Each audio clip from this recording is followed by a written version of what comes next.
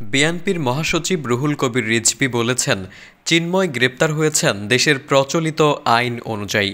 হঠাৎ করে ইসকন নামের একটি সংগঠনের বিভিন্ন তৎপরতা দেখা গেল। সেই তৎপরতার মধ্যে দেশকে অস্থিতিশীল করার জন্য যত রকম পদ্ধতি নেওয়া দরকার সেটা করা হচ্ছে। বৃহস্পতিবার বিকেলে রাজশাহী বিশ্ববিদ্যালয়ের শহীদ বুদ্ধিজীবী স্মৃতি পদক চত্বরে ঐতিহাসিক বিপ্লব ও সংহতি দিবস উপলক্ষে গ্রন্থের মোড়ক উন্মোচন ও রচনা প্রতিযোগিতার পুরস্কার বিতরণী অনুষ্ঠানে প্রধান অতিথির বক্তব্যে এসব কথা বলেন তিনি। ভারতকে হুঁশিয়ারি দিয়ে রুহুল কবির রিজভী বলেন, আজকে ভারতের পররাষ্ট্র দপ্তর চিন্ময়কে মুক্তি দেওয়ার জন্য বলে। শেখ হাসিনার পোষ্য সন্তান যুবলীগ ছাত্রলীগ যখন কিশোর বিশ্বজিৎকে হত্যা করল, কই সেদিন তো আমরা ভারতের পররাষ্ট্র দপ্তরকে কোনো স্টেটমেন্ট দিতে দেখলাম না। তখন তারা নিশ্চুপ থাকলো কেন? উত্তর পূর্বাঞ্চল বানের পানিতে ভেসে গেল, সেখানে তো শুধু মুসলমানদের বাড়ি ভাসেনি, হিন্দুদেরও বাড়ি ভেসে গেছে। সেদিন তো ভারতের পররাষ্ট্র দপ্তরের মায়া দয়া দেখলাম না। তিনি বলেন, চিন্ময় বাংলাদেশি নাগরিক, সে অপরাধ করুক বা না করুক আদালত সেটা দেখবেন। আপনাদের এত আগ্রহ কেন?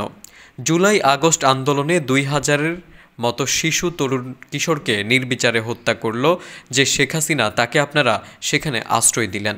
বাংলাদেশকে অস্থিতিশীল করে আপনারা পার পাবেন না।